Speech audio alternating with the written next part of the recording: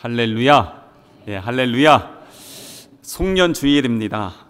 송구영신 예배를 드린 지가 엊그제 같은데 벌써 1년이 지나서 마지막 송년 주일로 우리가 이 자리에 함께 모였습니다. 참 시간이 참 빨리 지나가죠. 해마다 송년 주일 되면 이 말씀 드리는 것 같아요. 어쩜 이렇게 빨리 지나갔나. 여러분, 그 순삭이라는 단어 아십니까? 제 말을 이해하시는 분은 젊은 분이고, 제 말이 무슨 말인가 아리까리 하신 분들은 아, 내가 연식이 좀 됐구나, 이렇게 생각하시면 됩니다. 순삭이라는 것이 순간 삭제라는 그 단어의 줄임말이거든요. 그래서 시간이 순식간에 삭제됐다, 뭐 이런 뜻입니다. 참 지난 한 해를 되돌아보면서 참 너무나 빨리 지나간 올 한 해 한번 쭉 돌아보면서 여러분들 마음속에 가장 먼저 떠오르는 한 단어를 꼽는다면 무엇이라고 할 수 있겠습니까? 어떤 게 딱 떠오르세요? 그 다음 두 번째는요? 어떤 거세요? 저희가 지난주에 회개기도문, 소원기도문 간지로 넣어드렸어요. 적고 계십니까?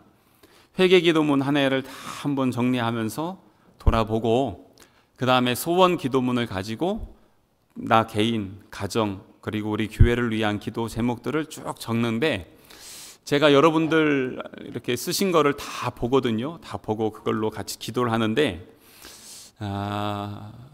여러분들의 그 기도 제목들을 한번 농축해서 엑기스로 뽑아내면 딱 한 두 가지 정도 얘기가 나올 것 같더라고요. 하나가 뭐냐면 은혜입니다.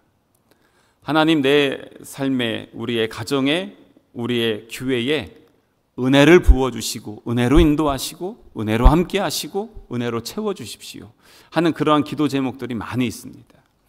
그리고 또 하나가 있는데 그게 뭐냐면 평강입니다. 왜냐하면 내 마음의 평강, 그리고 우리의 가정의 평안, 우리의 삶의 평안, 우리 교회가 평안하고 또 나라와 민족이 좀 평안했으면 좋겠습니다 하는, 그래서 건강하기도 하고 우리의 사업이나 우리의 생업의 현장도 하나님 안에서 평강의 기쁨을 누리길 원합니다 하는 그러한 기도 제목들이 많이 나옵니다. 그래서 하나를 꼽는다면 은혜이고, 거기에 덧붙여서 하나를 추구한다면 평안이지 않을까 하는 그러한 생각을 해보게 됩니다. 오늘 우리가 읽은 본문인 고린도전서의 저자 사도 바울이 모든 서신서에 빼놓지 않고 쓰는 인사가 있습니다. 그게 뭐냐면 오늘 우리가 읽은 3절의 말씀입니다. 3절에 보면 하나님 우리 아버지와 주 예수 그리스도로부터 은혜와 평강이 있기를 원하노라. 아멘. 그렇습니다. 여기에서도 은혜와 평강이 있기를 원하노라. 그렇게 하면서 항상 다른 말씀에도 은혜와 평강이 있을지어다, 아니면 있기를 원하노라 라는 그러한 말씀들을 합니다. 그가 그만큼 하나님의 은혜를 갈망했고 하나님의 은혜를 경험했고 그 은혜를 통해서 주시는 하나님 평강을 누리고 있었기 때문에 그것을 편지 쓸 때마다 고백했던 것이죠. 저도 그래서 매일매일 새벽에 하나님 앞에 기도하면서 가장 많이 구하는 것 두 개가 있는데, 성령의 충만함과 은혜의 인도하심입니다. 하나님 은혜를 베풀어 주십시오. 은혜로 함께하여 주시고, 오늘 우리가 그리고 제가 만나는 행하는 모든 일들 가운데 하나님 은혜의 열매가 맺혀지게 해 주십시오. 또 이 저 자리에 앉아 있다가 이 자리에 나올 때도 하나님 성령으로 나를 사로잡아 주시고 또 하나님의 은혜로 충만케 해 주십시오. 그렇게 항상 고백하며 나옵니다. 그런데 우리 다시 한번 질문 좀 드려볼게요. 여러분들의 삶에, 가정에, 또 직장에, 현재의 경제 상황, 또 현재의 인간관계, 이 전체적인 한 해를 되돌아볼 때 만족도, 여러분들의 삶의 만족도 어느 정도 되십니까? 사도 바울이 오늘 이 고린도전서 뒤에 보면요, 15장 10절에 있는 말씀에 보면은 자기의 만족도가 어느 정도인지를 고백하고 있습니다. 한번 같이 읽겠습니다. 시작. 그러나 내가 나 된 것은 하나님의 은혜로 된 것이니 내게 주신 그의 은혜가 헛되지 아니하여 내가 모든 사도보다 더 많이 수고하였으나 내가 한 것이 아니요 오직 나와 함께 하신 하나님의 은혜로라. 아멘. 여기에서 보면 사도 바울은요, 만족도가 아주 끝까지 꽉 차 있습니다. 왜냐하면 나의 나 된 것은 하나님의 은혜로 된 것임을 고백하고 있기 때문에 그런 것입니다. 고린도전서 이 상황을 잠깐 말씀드리면, 이 고린도전서 편지를 쓸 때 바울은 에베소에 있었습니다. 거기에서 복음을 전하면서 하나님 나라를 세워나가고 있었는데 2차 전도 여행 때 복음을 전했던 이 고린도 지역에 있는 그 교회 소식을 듣게 됐어요. 보니까요, 교회가 난장판입니다. 여기 고린도전서를 보면요, 교회가 하여튼 시끄럽고 싸우고 서로 송사하고 별일들이 다 있습니다. 그래서 이런 것들을 보면서 사도 바울이 그들에게 하나님의 복음으로 잘 권면해야 되겠다. 그러면서 편지를 쓰는데, 편지를 쓰면서도 제일 먼저 쓴 것이 은혜와 평강이 너희에게 있길 원합니다. 그리고 나서 한참을 한 다음에 자기의 신앙 고백, 금방 우리가 읽었던 고린도전서 15장 10절에 나의 나 된 것은 하나님의 은혜로 된 겁니다 라고 이렇게 고백을 하는 것입니다. 내가 나 된 것, 그건 뭐냐면 예수님을 믿기 전에 나, 그리고 예수님을 만나서 예수님을 믿는 이후의 나, 그래서 내가 나 된 것은 오직 하나님의 은혜입니다 라고 이렇게 고백을 하는 것입니다. 사도 바울의 고백처럼 혹시 우리도 이렇게 고백할 수 있지 않을까요? 근데 여러분, 한번 제가 몇 가지 질문 좀 드려볼 테니까 그때 어떻게 여러분들 그 상황에서 답하는지 한번 마음속으로 대답해 보세요. 오늘 2024년 12월 29일입니다. 우리가 송년 예배를 드리고 있는 이 순간, 현재 지금 내 모습, 이 순간은 하나님의 은혜이심을 믿습니까? 그리고 그렇게 고백하십니까? 예, 여기까지는 뭐 다 잘 하시겠죠. 참 나라가 요즘 정치가 시끄럽습니다. 그것 때문에 경제 환율이 올라가서 저희 선교 가야 되는데 환율 올라가서 환전하려니까 예전하고는 수준이 달라졌습니다. 무역하는 사람들 다 죽겠답니다. 사회가 갈등합니다. 반목하고 있습니다. 많이 무너졌습니다. 이런 많은 분야의 혼란스러운 상황이 있는데 그럼에도 불구하고 하나님의 은혜라고 고백할 수 있습니까? 아까보다 좀 소리가, 제가 마음속으로 대답하라고 했으니까 지금 마음속으로 다 대답하시겠죠. 여러분, 지난 한 해를 되돌아봤더니 몸이 아팠어요. 마음도 아팠어요. 사업도 쉽지 않았고요. 자녀들 일도 잘 안 풀리네요. 별 희망이 없어 보이는 것 같아요. 근데 그 상황에서 그럼에도 불구하고 하나님의 은혜입니다 라고 이렇게 고백할 수 있습니까?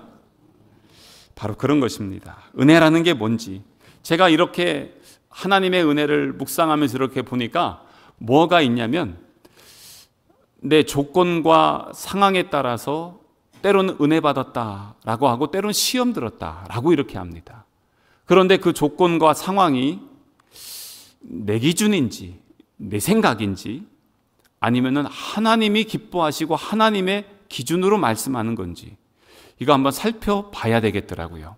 왜냐하면 사도 바울이 보면 그의 인생이 참 남들이 부러워할 만한 그러한 인생이었습니다.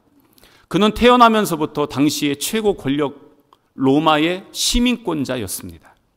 게다가 그는 부유한 집안에서 태어나서 예루살렘으로 유학을 왔습니다.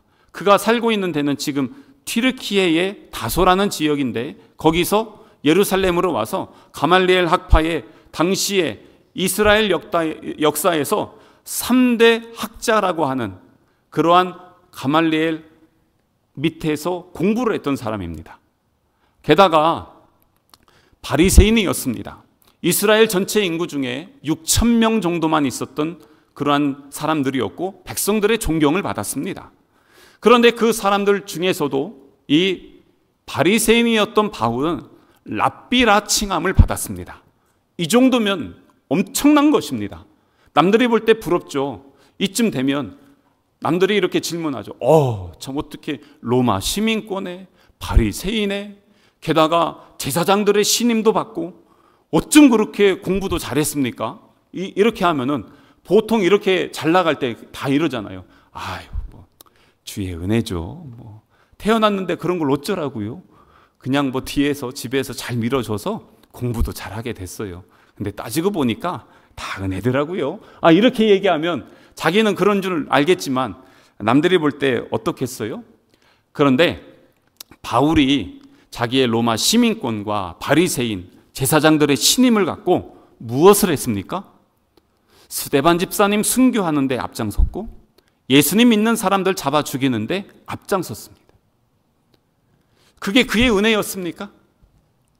남들이 볼 땐 부러워하고 남들이 볼 때는 참 저렇게 되고 싶어 했던 그의 배경, 가문, 학력, 하지만 그것이 하나님 나라의 걸림돌이 되고 있었습니다. 하지만 몰랐어요. 그랬는데 나중에 우리 예수님을 만났어요. 내가 나 된 걸 보니까 옛날에는 잘 나갔습니다. 근데 지금 예수 믿고 나서 나는 어땠어요? 그 이후에는요, 매 맞고 감옥에 갇히고 돌 맞아서 죽는 상황까지 갔고 배가 난파되기도 하고 잠도 못 자고 먹지도 못하고 그렇게 고생하며 살았습니다. 그러고 나서 지금 오늘 이 고린도전서에서 고백하는 것입니다. 성도들에게도 여러분에게 은혜와 평강이 있길 원합니다 라고 인사할 뿐만 아니라 내가 나 된 것, 과거에 잘 나갔던 나가 아닌 지금 현재 여기에서 고린도 여기 편지 쓸 때 그가 뭐 하고 있냐면 텐트 메이커, 장막을 만드는 일을 하고 있었습니다. 그래야 생계를 유지했어요. 그렇게 힘들게 살면서 지금 내가 사는 이 모든 것은 하나님의 은혜입니다 라고 그렇게 고백하는 것입니다. 그래서 보면 우리가 남들이 볼 때 부러워하고 형통해서 은혜라고 고백하는 것이 진짜 은혜인지 한번 살펴봐야 돼요. 그게 진짜 은혜인가? 그것 때문에 혹시 하나님을 부인할 수 있고 대적할 수 있고 하나님 나라의 걸림돌이 될 수 있습니다. 그래서 진짜 은혜는 무엇인가? 지금 그가 이렇게 고백하는 것이 무엇인가? 그것을 우리가 오늘 조금 살펴보려고 합니다. 여러분 은혜 받기 원하시죠? 또 은혜 누리길 원하시죠? 지난 한 해 되돌아보니까 아까 찬양처럼 지금까지 지내온 것 주의 크신 은혜라 한번 찬양했잖아요. 주의 크신 은혜래요. 어떤 은혜가 있습니까? 여러분 우리에게 가장 중요하고 가장 큰 은혜가 있습니다. 여러분이 무엇을 상상하고 생각하실지 모르겠지만 이것보다 우선할 수 없습니다.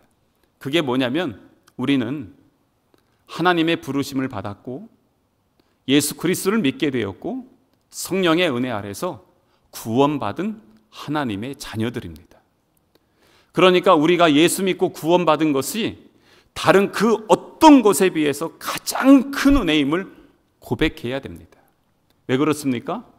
예수 믿는 그 순간 이때부터 우리는 영생입니다.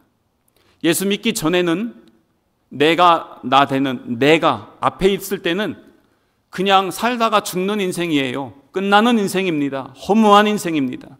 하지만 뒤에 이거는 무엇이 됩니까? 영원한 생명, 하나님의 자녀, 하나님의 풍성함을 누리게 되는 하나님의 자녀의 권세를 누리게 되는 것이에요. 이게 구원이에요. 이것을 에베소서 2장 8절에 있는 말씀에 분명하게 말씀해 주고 있습니다. 같이 읽겠습니다. 시작. 너희는 그 은혜에 의하여 믿음으로 말미암아 구원을 받았으니 이것은 너희에게서 난 것이 아니요 하나님의 선물이라. 아멘. 은혜로 인하여 믿음으로 말미암아 구원을 받았다는 것입니다. 다른 말로 하면은 은혜로 받은 것이지 내 노력이나 수고나 내 물질이나 가문 배경으로 구원받은 것이 아니라는 것입니다. 은혜로 받았어요. 은혜에 의하여 믿음으로 말미암아 구원을 받았는데 이건 하나님의 선물이라는 것입니다. 사람이 주는 선물도 좋잖아요. 근데 하나님이 우리에게 주고 싶었던 최고의 선물은 구원이었습니다. 그래서 독생자 예수님을 우리에게 보내주셨어요. 우리를 위해 십자가에 죽으시고 부활하신, 그래서 주신 선물, 그게 바로 구원입니다. 그래서 이 구원은 다른 그 어떤 것보다도 가장 귀하고 소중한 우리 예수님이 우리에게 주신 선물인 것입니다. 또한 우리가 사는 모든 것이 하나님의 은혜입니다. 우리 그 은혜 찬양 있잖아요. 내가 누려왔던 모든 것들이 하면서 했던 이 찬양의 가사들 보세요. 아침에 그리고 저녁에 봄, 여름, 가을, 겨울 사계절에 때로는 잘 될 때도 있었고 안 될 때도 있었지만 그 모든 것이 하나님의 은혜임을 고백합니다. 인생의 성공도 은혜지만 때로는 실패도 은혜이고요. 육신의 건강함도 은혜이지만 때로는 육신의 연약함 속에서 하나님을 의지하게 되매 그것도 은혜가 된다는 것입니다. 그래서 과거도 은혜이고 현재도 은혜이고 앞으로 우리가 나아갈 그 미래도 하나님의 은혜의 인도하심을 따라 소망을 갖고 나아가는 것입니다. 그래서 짧다면 짧은 우리의 인생이지만 되돌아보니까 이게 주의 은혜이구나 라는 것을 고백하게 되는 것입니다. 그래서 우리가 사는 일상 하나하나가 그 순간순간이 하나님의 은혜인 줄로 믿습니다. 은혜예요. 또한 우리가 그러면서 우리 수고하고 헌신할 수 있는 자리가 있다는 것, 내가 일할 수 있는 현장이 있다는 것, 그게 은혜입니다. 사도 바울이 정말 열심히 했어요. 얼마나 그렇게 열심히 살았나 몰라요. 아까 그 고린도전서 15장 10절에도 사도들보다 더 많이 일했지만 그럼에도 불구하고 이 모든 것 하나님의 은혜였습니다 라고 그렇게 고백을 하고 있습니다. 이게 겸손한 게 아니에요. 뭐냐면 은혜 아니면 할 수 없었던 것을 하나님 앞에 인정하고 나아가는 것입니다. 은혜로 사는 사람들 그렇습니다. 은혜로 사는 사람들은요, 우리가 헌신하잖아요. 여러분 헌신할 때 기왕이면 더 헌신하세요. 그런데 여러분의 힘으로 하지 말고 은혜로 헌신하세요. 여러분 힘으로 헌신하면 나중에 지치고 힘들고 시험 들어요. 근데 은혜로 헌신하면 기쁘고 감사해요. 그게 차이점이에요. 여러분 하나님 앞에 드릴 때 기왕이면 더 힘써 더 기쁨으로 드리세요. 근데 여러분의 것으로 드리지 마시고 하나님이 허락하신 것으로 드리세요. 그게 은혜 받은 자의 삶이에요. 하나님의 일을 섬길 때 내 힘으로 능력으로 섬기는 게 아니라 하나님의 은혜로 섬기는 것입니다. 그게 바로 은혜로 사는 자인 것입니다. 그래서 남들이 수고하셨어요 칭찬하면 그때 뭐라고 해야 됩니까? 내가 좀 하죠? 이게 아니라 하나님께서 나에게 힘 주셔서, 하나님께서 나에게 부어 주셔서, 하나님께서 나에게 허락해 주셔서 그래서 할 수 있었습니다. 그래서 하나님께 감사하고요, 하나님께 영광 올려드립니다. 그게 뭡니까? 바로 은혜로 사는 자의 고백입니다. 누가복음에 보면 그래서 이러한 사람들의 그 고백이 있는데 뭐냐면 저는요 무익한 종이에요. 아무것도 아닙니다 라고 고백합니다. 근데 보통 보면은 별거 아닌 사람들이 꼭 별거 아닌 거를 자기 존재감을 드러내고 싶어서 자꾸 그것을 드러내고 자랑하고 포장하려고 합니다. 근데 진짜 성숙한 사람들은 시간이 지날수록 더 겸손하고 더 온유하고 더 깊어지는 것을 볼 수가 있습니다. 그래서 신앙이 연수가 깊어지면요 오래될수록 그 여유로움이 좀 나와야 됩니다.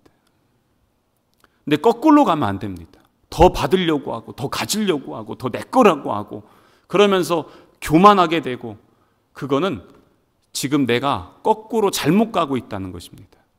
체크하셔야 됩니다. 사도 바울도 시간이 지날수록 늘 고백할 때 이렇습니다. 처음에는 모든 사도들 중에 내가 작은 자입니다 이렇게 고백했는데 나중엔 어떻게 고백해요? 모든 교회 성도들 중에서 내가 지극히 작은 자입니다. 에베소서에 그렇게 얘기해요. 근데 나중에 디모데전서에 그 인생의 말년이 되면 어떻습니까? 자기가 튀르키예 지역과 유럽 지역에 전한 복음과 제자들, 교회들이 얼마나 많이 있습니까? 그렇게 많은 교회와 성도들을 세워놓고 나서 마지막에 했던 고백이 뭐냐면 모든 죄인들 중에 내가 괴순이라고 고백합니다. 그 많은 죄인들 중에 내가 더 나쁜 놈입니다. 시간이 지날수록 더 겸손한 거예요. 시간이 지날수록 더 깊은 하나님의 은혜를 고백하는 것이에요. 그래서 이렇게 살아가는 것도 은혜인데, 이렇게 살다가 깊어지고 더 넓어지고 온유해지는 심령이 죽을 때도 은혜입니다. 장례식장 가잖아요. 장례를 주관하면서 보면, 제가 어렸을 때 돌아가신 분들 시신 본다는 게 참 두려웠어요. 근데 요즘은 이제 아주 자연스러워졌어요. 그런데 이분들을 뵐 때 장례를 주관하면서 때로는 그 모든 순간이 너무 감사할 때가 있어요. 아, 소망 중에 우린 다시 만날 수 있구나. 유족들, 가족들이 그 신앙의 삶의 유산들을 받아서 함께하는 그것들을 보면서 너무 감사한 고백을 올려드립니다. 근데 때로는요, 장례 설교를 할 때 고민을 합니다. 도대체 무슨 설교를 해야 되고 무슨 권면을 해야 될지 말이 안 나옵니다. 그 인생과 신앙을 볼 때 그럴 때가 있습니다. 그래서 죽는 것도 하나님의 은혜구나. 잠언 14장 32절 말씀 보시겠어요? 같이 읽겠습니다. 시작. 악인은 그의 환난에 엎드려져도 의인은 그의 죽음에도 소망이 있느니라. 악인은요, 끝난다는 것입니다. 하지만 의인은 그의 죽음에도 소망이 있다는 것이에요. 그래서 구원받은 게 가장 큰 은혜인 것입니다. 매일매일의 삶도 그런 것이죠. 우리 교회적으로도 참 은혜의 한 해였습니다. 지난 50년을 한번 되돌아볼 수 있는 시간이었고, 50년 동안 인도하신 하나님께 감사와 찬양과 영광을 올려드릴 수 있는 그러한 시간들이었습니다. 개척해서 이야기 많이 들으셨죠? 올해 그 뼈대 놓고 가만히 깔고 예배를 드렸어요. 그러면서 3번의 건축의 과정들이 있었습니다. 그때마다 우리 성도들의 참 귀한 헌신과 섬김이 있었습니다. 제가 이 20살 중후반까지 저희 교회는 밑에 겨울에 찬바람이 쌩쌩 불어가지고 바람이 숭숭 올라왔습니다. 항상 겨울이면 추웠습니다. 날로 주변은 뜨거운데 주변은 차가웠어요. 그러면서도 예배를 드렸어요. 저는 그래서 지금도 뒤꿈치가 시려워요. 발은 큰데 실내와는 작아가지고 항상 바람이 이렇게 들어와서 뒤에가 늘 얼음이 배겨 있었거든요. 그랬는데 그렇게 하는 과정에서 건축할 때 우리 지금도 생각나는 게, 권사님들 예배 끝나면 못이라도 주워야지. 못 정리하고 뭐 조금이라도 도와줄 거 있으면 와서 도와주시고, 또 오셔서 칼국수 끓여주시고, 또 이것저것 섬겨주시고, 그렇게 하면서 헌신하고 섬기면서 교회가 세워지고 여기까지 올 수 있었습니다. 한 분 한 분의 그 헌신과 섬김으로 주님의 몸된 교회가 세워질 수 있었습니다. 50주년을 준비하면서 작년에 우리가 성경 1천도 갑시다 그랬잖아요. 그러면서 했는데, 제가 가끔 주변에 있는 교회들 교회 홈페이지 들어가면 주보가 있거든요. 주보를 쭉 봐요. 근데 이제 오늘도 이렇게 아침에 일찍 와서 좀 봤는데, 보니까 어느 교회가 성도가 한 2,000명 되는 교회인데, 주보에다가 올해 봉사하시고 잘하신 분들 특별히 칭찬해 드리고 싶다고 주보에다가 이름을 썼는데, 거기에 보니까 성경 읽으신 분, 성경 통독 제일 많이 하신 분 해서 거기 썼는데 11독 했다고 여기에다가 이렇게 주보에다 넣었더라고요. 우리는 11독 명함 내밀 수 있습니까? 11독은요 그냥 웬만하면 하셨잖아요. 그런데 그 교회가 2,000명 성도가 되는데 거기에 이렇게 하셨더라고요. 그래서 지난 2년 동안 우리 교회 성도들이 참 많이 시간마다 하나님의 말씀을 가까이 하고 하나님을 묵상하고, 그래서 뭐라고 하냐면 저한테 와서 가끔 그러세요. 목사님 이거 타자 치다가 어깨가 굳어가지고요 팔이 아파요 막 이러면서 말씀을 하셨는데, 그러면서도 끝까지 다 치시고 읽고 듣고 또 쓰고 묵상하시면서 하나님의 말씀을 더 많이 경험할 수 있는, 제가 뭐가 다른 걸 느끼냐면 말씀할 때 여러분들 듣는 수준이 달라졌다는 것을 작년 올해 이렇게 지나오면서 제가 이렇게 보여집니다. 성장하는구나, 성숙해져 가는구나 라는 것을 보게 됩니다. 성경을 필사했어요. 1년에 2권씩 썼습니다. 그래서 오늘까지 해서 요한계시록 신청받아 쓰면 올해 이제 2권을 또 마무리하게 됩니다. 또한 1000번째 기도회를 했어요. 그래서 새벽에 못 나오시는 분들 아침에도 나오시고요, 오후에도 나오시고 저녁에도 나오셔서 교회 틈틈이 오셔서 기도하고 가시는 그 모습들을 볼 수가 있었습니다. 선교의 열매도 너무 좋았습니다. 올해 필리핀에 선교센터를 지었습니다. 학교, 교회, 그리고 숙박시설과 보건소까지 쭉 해서 지어서 거기에 이제 많은 학생들 그리고 사역자들이 함께 연합 캠프, 또 내년에는 학교가 이제 정식으로 이제 시작이 됩니다. 그러면서 우리 교회가 주변에 선교를 열심히 하는 교회로 이렇게 좀 소문이 났나 봐요. 그래서 옆에 있는 중앙교회, 올해 저희가 동역하는 곳에 함께 교회를 봉헌할 수 있었고, 우리가 1월 19일에 가는 이 필리핀에도 우리 충서지방의 여전도회가 함께 봉헌을 하겠다고 건축을 해서 함께 가게 되었습니다. 그러면서 이제 내년에 지방회장 목사님이 올해 거기 했으니까 내년에도 그 동네에다 해서 그쪽 우리 충서지방은 그쪽으로 해서 우리가 그 서해안 라인을 한번 만들자, 교회들 벨트를 한번 형성하자 하면서 지금 내년에도 약정해 주셨습니다. 운산에 있는 영락교회, 거기 문둥병자들 있던 마을 있죠? 거기 목사님이 연락이 오셨어요. 우리 교회도 건축하고 싶다. 그래서 거기 권사님이 1월 달에 저희와 함께 가십니다. 그래서 현지 가서 보고 그리고 결정하고 또 오게 될 것입니다. 정제학 선교회와 우리 교회 그리고 중앙교회, 서산교회가 연합해서 지금 우리 그 함께하는 선교회가 이제 120개째 교회를 건축 시작했는데 120개 교회 중에 가장 큰 교회, 연합 집회를 할 수 있는 교회와 선교센터를 지금 건축하고 있습니다. 3월이면 이것을 또 봉헌하러 가게 됩니다. 그러면서 지난 주일에 서산교회 목사님이 전화가 왔어요. 그러더니 뭐라고 하냐면 우리 교회 학생들 선교 가야 되는데 혹시 필리핀 가도 되냐고. 된다고. 그래서 그 교회 학생들은 한 30여 명이 2월 달에 또 가게 되는데 제가 조금 도와주고는 있습니다. 그렇게 하면서 선교의 지경이 확장되어지고 있고요. 그러면서 올 그 한 해 이렇게 선교가 잘 자리 잡고 그것도 감사한데, 사실 우리 교회 내적으로는 지난 50년 동안 남전도회, 여전도회 그리고 구역이 있었잖아요. 근데 이것을 다 정리했어요. 그리고 목장이라는 이름으로 해서 셀처치로 시작을 했습니다. 그러면서 이제 구역 예배가 없지만 목장 모임을 함께하고 여러 가지 시행착오는 있었지만 이제는 어느 정도 안정이 돼가고 있는 것들을 보게 됩니다. 주변에 있는 교회들이요 깜짝 놀래요.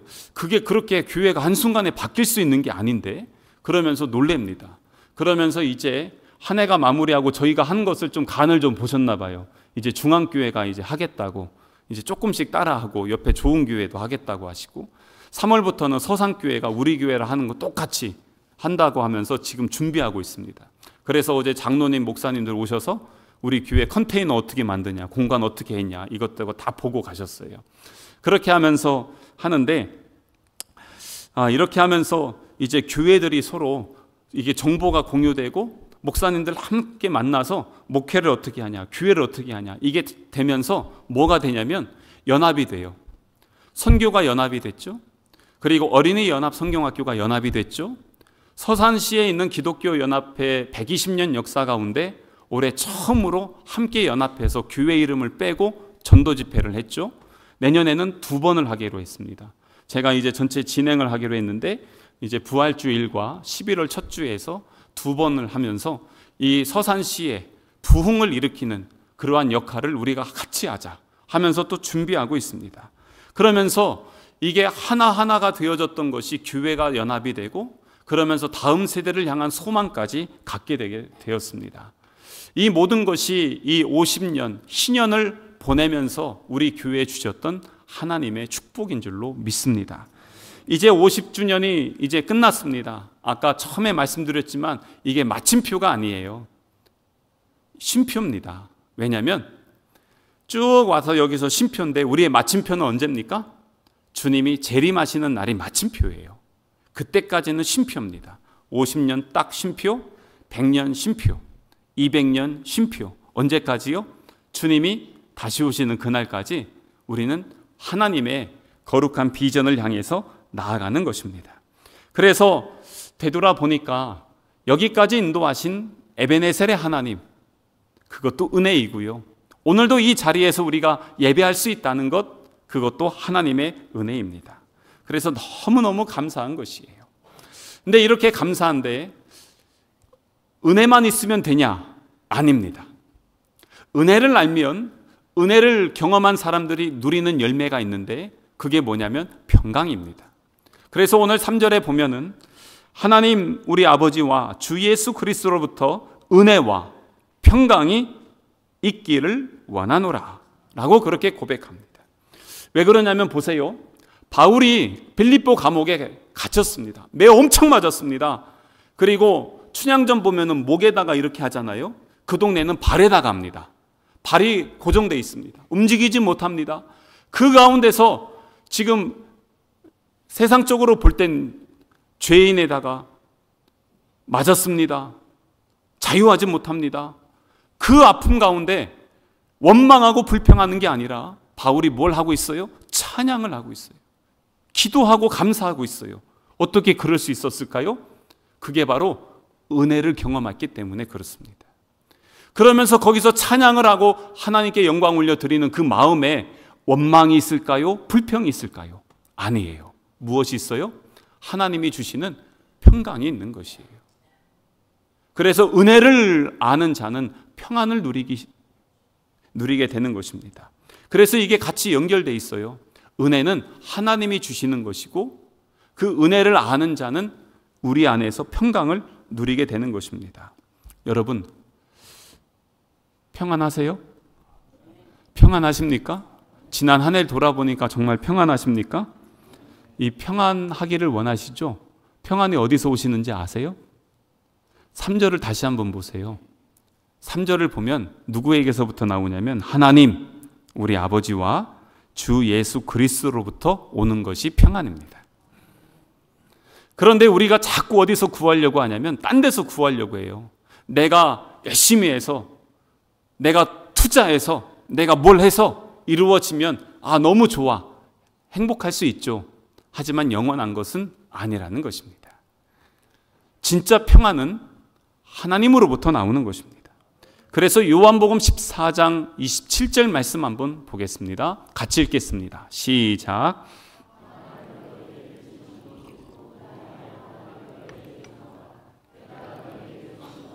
세상이 주는 것과 같이 아니하니라. 너희는 마음에 근심하지도 말고 두려워하지도 말라. 아멘. 뒤에 보니까 근심하고 두려워하고 있어요. 근데 왜 근심하고 두려워할까요? 요한복음 14장 이 말씀은 예수님이 최후의 만찬을 할 때 제자들에게 주신 말씀입니다. 그리고 바로 잡히고 돌아가시죠. 최후의 만찬에서 제자들에게 주는 이 근심하고 두려워하고 있으니까 예수님 가신다고 하니까요. 그때 예수님이 평안을 너희에게 줄게. 근데 내가 주는 평안은 세상이 주는 거하고 달라. 너희는 마음에 근심하지도 말고 두려워하지도 마.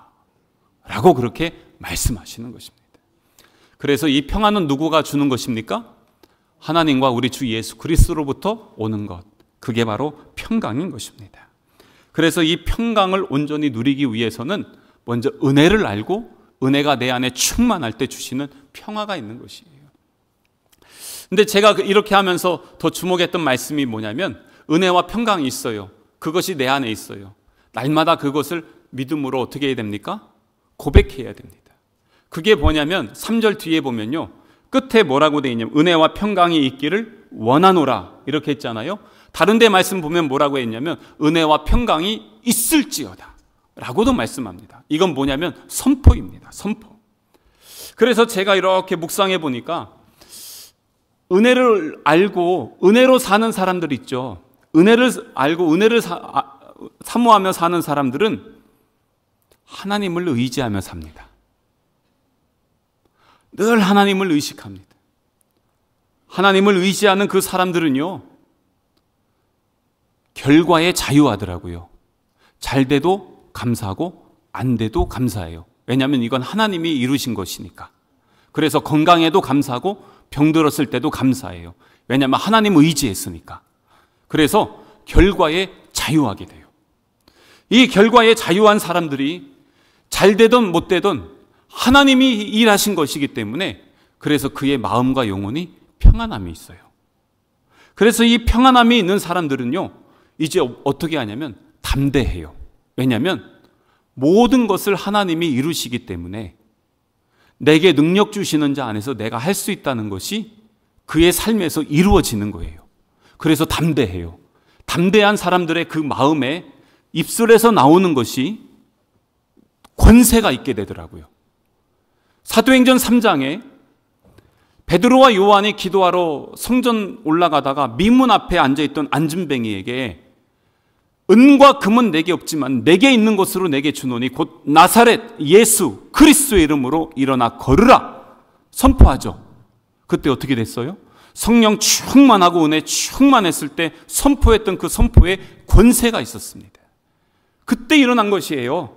아, 그것이구나. 선포해야 되겠구나. 그래서 제가 저 자신한테 선포합니다. 한번 여러분 이렇게 한번 가슴에 손을 좀 얹어 보시겠어요? 제가 선포하면은 여러분 아멘 하세요. 나는 은혜를 받았습니다. 나는 은혜로 사는 자입니다. 나는 은혜로 말미암아 이깁니다. 주여 은혜를 부어 주시옵소서. 주의 은혜로 깨끗하게 하여 주옵소서. 주의 은혜로 강건하게 하여 주옵소서. 주의 은혜로 자유하게 하여 주옵소서. 주의 은혜로 늘 함께 하여 주옵소서.